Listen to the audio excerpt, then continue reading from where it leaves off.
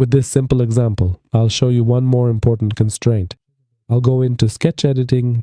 I'm switching to the perpendicular view of the sketch plane, and I'll delete this dimension and I'll delete this dimension.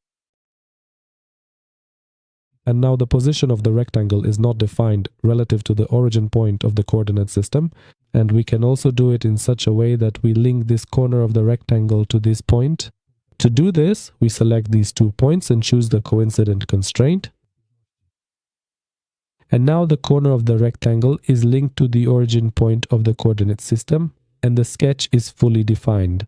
As you can see, what we previously defined using dimensions, we have now defined using constraints, and the sketch is fully defined.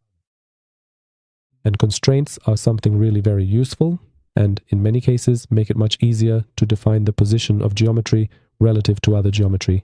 Instead of doing it with dimensions, we can do it with constraints, but using dimensions is not a mistake. Here, it all depends on what we want to achieve and what effect we care about. However, in many cases, using geometric constraints will be a better solution, because if something needs to be changed, constraints are relationships that work more or less independently of dimensions.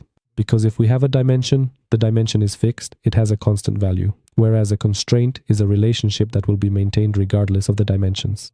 We will be coming back to constraints regularly because the sketch is the foundation of building a 3D model, and we will simply get to know more constraints step by step.